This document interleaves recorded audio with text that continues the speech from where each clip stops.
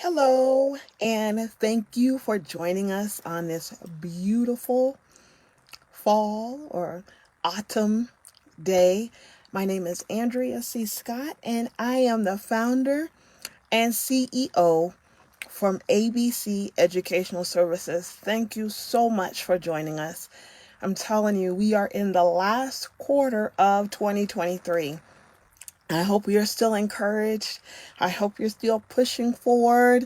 You're being amazed. You're maintaining and celebrating yourself as you go along this journey, attaining every goal, every task, every project that you have sought out to accomplish.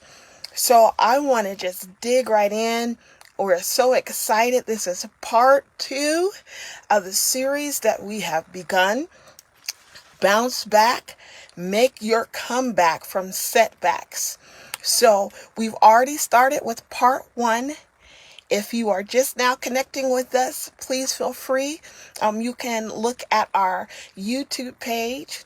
Please feel free to look at any platform. I've actually on Facebook added the part one to our features. So you don't have to worry about scrolling down, looking at where it is. I put it right there for you so you can be able to look at it and review it, as well as the gathering process. Please review, if you have not already, looked at the gathering process. And this is just a process. We did a series a couple of years ago where we actually spent time just identifying those elements, those targets that you need to do as you are gathering information, as you are brainstorming, as you are developing your plan, what that gathering process looks like and what your outcomes are.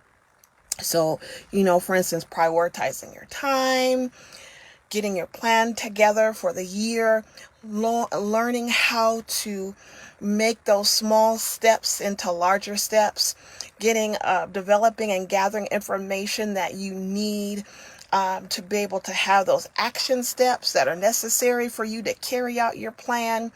And most importantly, if you have not already, and we're going to talk about this a little more today, if you know I continue to repeat this on anything we talk about, if you have not developed your personal mission and vision statement, please make sure that you do so. Everything, we evolve, but our vision and our mission statement should be the center on everything that we choose to do.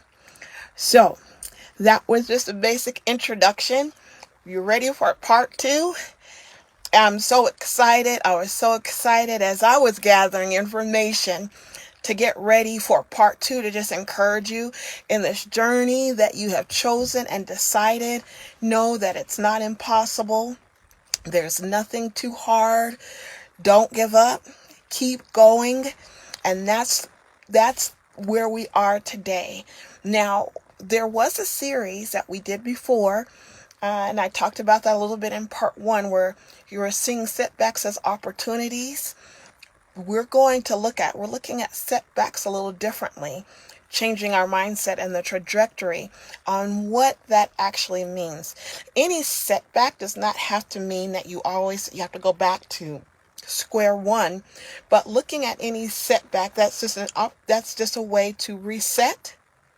Any setbacks, any delays, those kinds of things that might have kept us from being on the timeline. I know for myself, I tease with those with my support system, those are close to me. Sometimes some of my type A, they come out knowing that sometimes we have a plan and we have goals and they don't always end up the way we thought that they might. So this is a way and an opportunity to look and see where things need to be repaired. Now, if things are going great, that's amazing. I'm so happy that you're continuing to maintain the work and the progress that you're doing.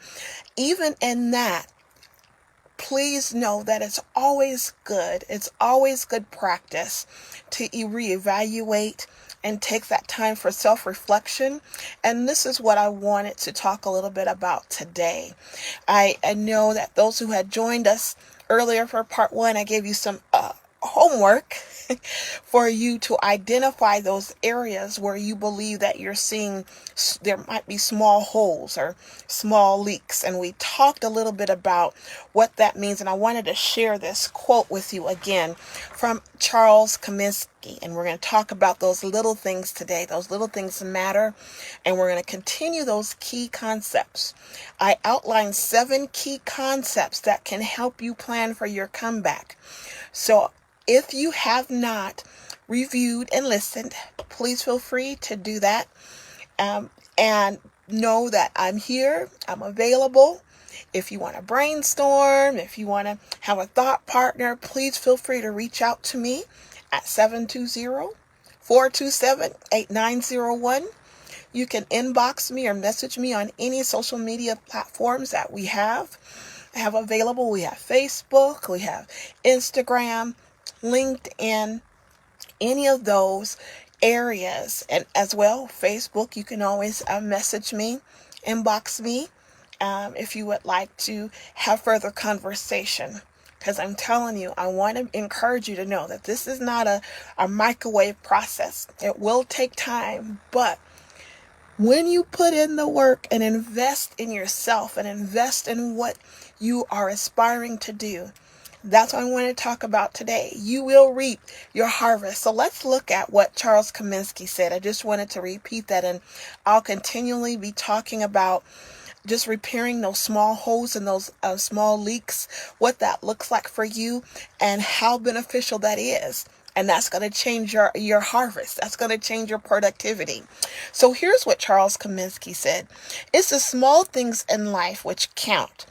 It is the inconsequential leak which empties the biggest reservoir. So we don't want to overlook anything, even the smallest things that we think are minute or insignificant may be that place where you might be experiencing a leak, which is preventing your harvest from being what it could be. So let's talk a little bit. I'm so excited, trying to slow down a little bit. I was just so excited about this because I'm telling you, whatever you are aspiring to do, whatever you are working on, you should be seeing a harvest. And what does that mean and what does that look like? I wanted to just share a little bit with you when I'm referring to harvest. How many know? I wanted to use this analogy as farmers. You know, it's fall. There are different harvest times throughout the year, but we're here. It's the fall, and in harvest, farmers take time throughout that whole season, tending to their crop, making sure it's taken care of, pulling weeds out, making sure bugs or pests don't come and eat up their crops so they can be able to get a harvest. Now, I wanted to use that analogy because I think it's so powerful when we look at when we are working or even when we're mapping out the goals that we have set.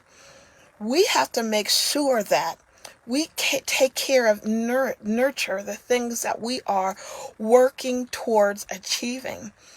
Okay, and those things that eat up our time, those things that eat at our goals, those things that eat at what we're investing, those are those small leaks and those small repairs I wanted to talk a little bit about to make sure that the harvest, what you're gathering, the time that you're working and you're tending, that you see the outcome, you see the fruit from what you are investing. There's nothing like working hard, putting your time in, and you don't see anything.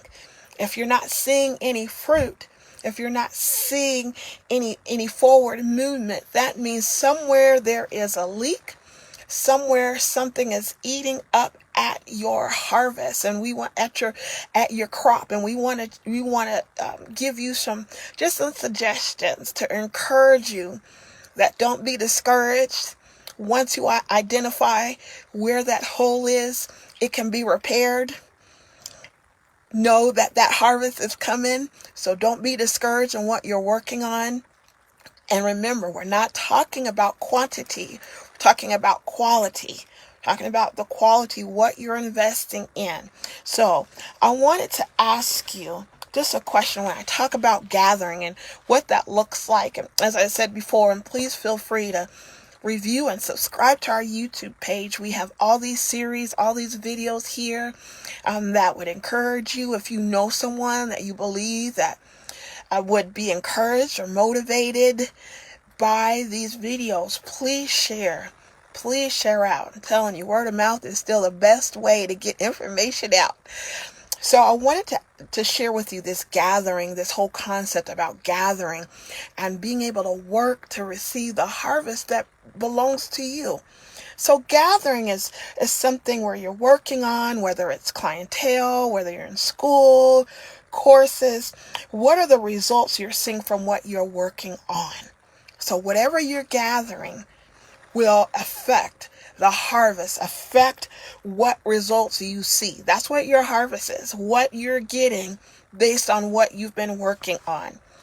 So I wanted to pose some questions to you just to think about while we're looking through this. And I wanted to just give you, like I said, this is just a way to encourage you to continue. Remember, we are barrier breakers. You are overcomers, and whatever obstacles in your way, you can overcome that. Okay, so I don't want you to be discouraged. I want you to know that this is your time, this is your season, and it is in your best interest. It is in your design.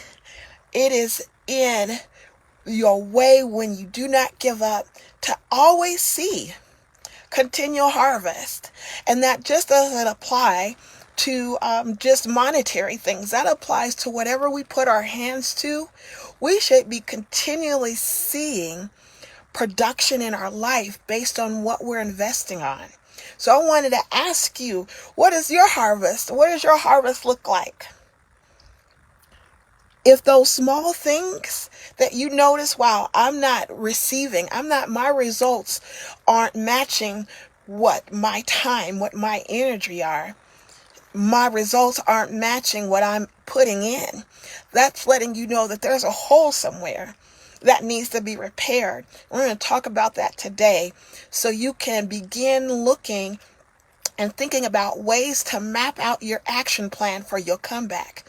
When you identify where you're seeing your holes that need to be repaired, and you're making those points, making an effort to say, okay, I'm going to identify, I'm going to confront what's eating up, because I know my harvest needs to look more than what I see right now, and be okay with that. Because I'm telling you, this encouraged me so when I learned this revelation, like, we should always be receiving, even though this is fall and we talked about the fall harvest and we talked about the crops that are coming in. Know that it took time for those pumpkins to come in. It took time for those squash to come in, and knowing that when that harvest comes, we know farmers aren't looking for one or two, they're looking for abundance. But in order to get abundance, in order to walk in that and really embrace that principle, we have to make sure that we're doing those things that's promoting balance in our life. Because as we talked about earlier, our balance in our life, it leads to abundance. Let me say that again. Balance leads to abundance. Not when, I'm telling you, when you're toiling and you're all over the place, that's not abundance. That's not going to lead to abundance. You're going to be exhausted and you'll have no evidence of the work that you've done, because when we're not intentional, those are one of the things that eat up our crops, eat up what we're investing in, is when we're not intentional. So how can you be intentional? I'm so glad you asked. How can you be intentional? You center everything you do around your personal mission and vision statement. Now, this might be review for some of you that have been walking alongside of us, connecting with us. We talked a little bit about this in our gathering process, knowing that we just don't look for things to do and say, oh yeah, this sounds good, this is part of my plan. If you're doing something that's not central to your personal vision and mission statement, that's eating away at your crop, and you're not going to see the results that you're looking for. And that's where we want to wipe out anything that's going to discourage you from keep going forward. So I wanted to share with you just for a minute. I wanted to share with you my personal vision and mission statement. Now, as I talked before, we evolve, and it is a hope that we're becoming better as we grow and we mature and we learn more about who we are and what we've been purposed to do. Your mission statement might look a little different than what it is 2 or 3 years ago. Now, I know for me, mine's changed a little, but the central is still the same. But because I'm growing and I'm learning more about myself, taking that time to invest in me and identify those things that are actually targeted to what I'm achieving targeted to my harvest. So I'm trying to do away with those things. How do we say busy work? Now, don't get me wrong. It's okay to help. It's okay to do some things that might be out of the scope, but make sure you don't get consumed with those things that are not targeted to what your personal vision and mission statement are. Okay, so I just wanted to share mine with you just so you can just get an example of what it sounds like if you haven't developed one for yourself. All right. So here's my new personal vision and mission statement. As I said, it's kind of evolved just a little bit, but it's to teach and assist others to live victorious and successful by tapping into their highest level of potential through practical strategies and principles which promote growth and development, optimal living.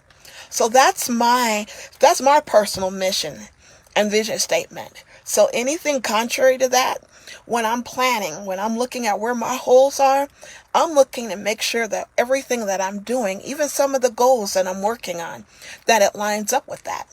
Because if it doesn't line up with that, it's eating away at my crops. And I'm not going to get the harvest. I'm not going to get the harvest that I've been working and investing that time in. So I encourage you, if you haven't started, if you haven't developed that, I want to encourage you to develop your own personal mission statement. And as I said before, please feel free to reach out to us, reach out to me, and I'll be more than happy to walk alongside you and be your thought partner in a tribute to that. So that was my personal and vision mission statement. If you don't have that, put that as top one priority, because everything needs to be prioritized around that. So we're talking about it's harvest time. So as I said, we're in this last quarter, and know that whatever goal, whatever task you're working on, sometimes it takes longer to complete. Sometimes it takes more than a year to finish. But I want you to take this time to reflect and look on where you are. Look on where have I invested my energy? Am I is my harvest correlating with the effort? Is my harvest correlating with what I've been doing? If it isn't, there is a hole. So I wanted to give you some suggestions just to help you identify. Here's some ways that'll help you look at where your holes are, identify where they are. And then when we go on part 3, we're going to actually walk through our plan, work through how to get what you identified, those areas, and actually make them and create them into action steps. Okay, so I wanted to share just some encouragement, just to kind of see where you need to look, where you need to identify where some of those holes are, because sometimes it's like, okay, I know I'm not receiving a harvest on the work that I've been getting, and I know I'm not getting continual productivity. And that continual productivity means whatever efforts I'm putting in, whatever I'm investing in, I'm seeing fruit from that. I'm seeing results from that. So that's where our goal is. We want to strive to see where we're seeing continuous seasons of harvest in our lives. Okay, so I wanted to look at just ways that you can increase your harvest. Okay, and we already talked about a little bit about your personal and vision mission statement, knowing that whatever goals or plans that you have in place, that they're centered around your personal vision and mission statement. Okay, so in that same vein, if you're not goal oriented, I want to encourage you to do so. Know that it doesn't have to be so strict and so rigorous where it's like, okay, make sure that the goals that you're creating are attainable. And we talked a little bit about that, making sure that it's reasonable for you to attain, because it's so important as you are walking out this process that you have those times and points that you're celebrating. Because if you're not celebrating yourself, if you're not having those opportunities to celebrate the work that you're done, you're going to get discouraged, disappointed, and eventually quit. And there is no quitting. Say to yourself, quitting is not an option. Quitting is not an option. So we're not going to quit. We're not going to give up, but we're going to set opportunities for us to celebrate what we're doing. And that's when you set those goals and become more goal oriented. You'll see that, oh, wow, I am doing more. I am achieving more, and then that's where you're going to see an increase in your harvest. So I wanted to share this quote, which I think is so powerful. So it says, I do not run without a goal. I fight like a boxer who's hitting something, not just the air. So we're not walking and we're not going around hitting and working aimlessly. We're targeted just like a boxer. He has an aim. He has a point. He has strategies. Okay, he has strategies when he's fighting. When he's in that ring, boom, boom, boom. Trust and believe. If you see a heavyweight boxer, he didn't get there by aimlessly going in, just trying to, do I call it the windmill. Hit whatever hit, go, and whatever you can. No, then he uses strategies and targets his opponent, places where he knows he's going to get that knockout. I'm going to be the champion, and you are a champion. So remember that when you're thinking about your goals, the more intentional and the more target you are, you will see an increase in your harvest. You'll see an increase in your results. You will see an increase in your motivation and desire to keep going and keep doing what you know your purpose to do. New habits. It's so important that we look at the habits that we currently have. Know that we have whatever we are doing, we need to make sure that we're staying consistent in what we are doing. So those habits, a lot of times, and that's where I know we talk a lot about what your support system looks like. If you don't have people in your life that are neutral and can be objective to you to say, hey, sis, hey, friend, this habit is keeping you. This habit's preventing you from opening other doors for you. Procrastination. I'm going to call some out. Procrastination is a habit that sometimes, even if you don't see it a lot, even if you're seeing pockets of procrastination, which I know we've all been guilty of that, to know that, okay, what do I need to do to replace that?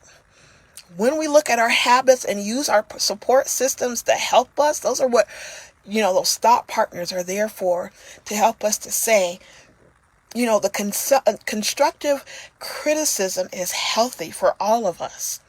So I encourage you to look at your support system.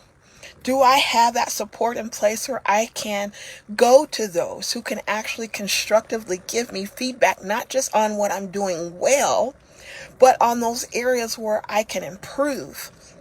That will also increase your harvest. That will increase your results. And I'm telling you, it'll be so encouraging, because it's like, wow, okay, when you're able to receive things from different perspectives, it'll help you grow. But before you receive the information, know that these people would be, wise counsel, people you can trust, people that are saying things to your benefit, to your good, not to your demise, not to sabotage, but, try them out, test them out. Make sure that the support system that you have in place, that it's healthy for you, because that might be an area that there's a hole that needs to be repaired. And once that's repaired or replaced, repositioned, which is okay to reposition those in our life, you'll see and notice that you'll be getting your increase, your harvest will increase. And it won't just be once or twice out of the year. You'll start seeing things coming all the time. A continuous flow of results, a continuous flow of increase coming to you. And like I said, this is not just about money, but this is about what you're investing, even in your own personal relationships. What you are putting in, you should be seeing continuous results. And I'm encouraging you to continue to strive for that, to pursue that, because it's not impossible. It's not impossible to happen.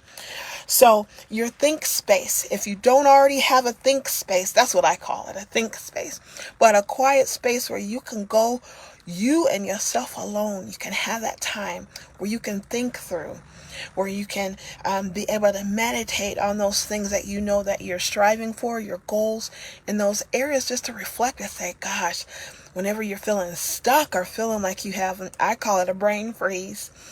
When you feel that brain freeze coming, it's like, okay, I need to go into my quiet space. I need to go into my think space and have that time. That think space is so important for you, because if you're not taking time out to think through and really calm and quiet yourself, quiet your mind, quiet your time, we don't want to be impulsive on the actions that we take, on anything we're working on, whether it's your business, whether you have a project, you're an author, whatever those things are, even, you're head of a home. We don't want to be impulsive on our decisions. Whether you're a leader, we want to make sure that those decisions that we're making are sound decisions, that they're wise decisions, and the decisions that we're making, we know that they impact others. So we don't want to be impulsive.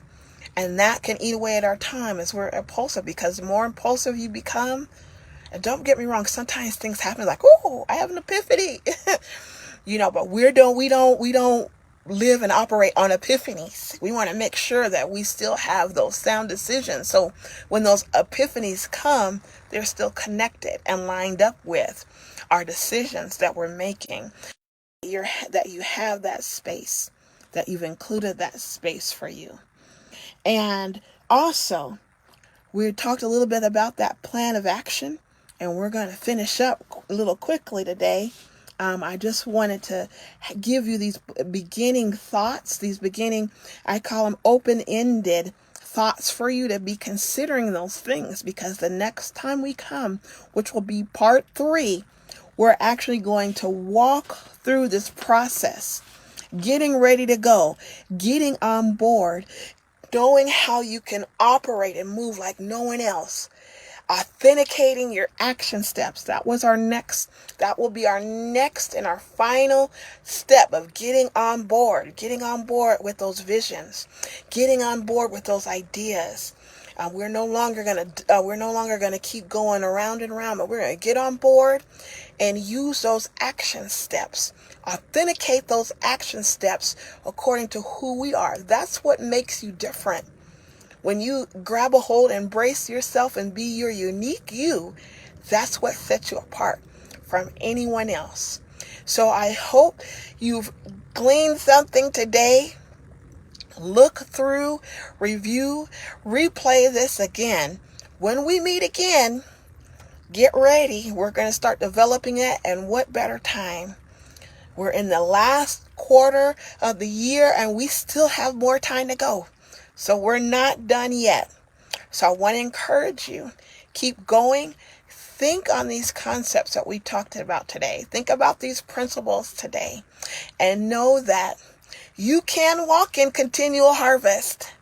Keep telling yourself, it's harvest time. It's harvest time. Oh, you're not through gathering. You're not through gathering. It's not over yet. The world is anxiously awaiting to see that dream, to see that goal, to see that vision come to pass. It's not impossible. I believe in you. You can do this. Until next time, continue to be amazed. We will see you soon.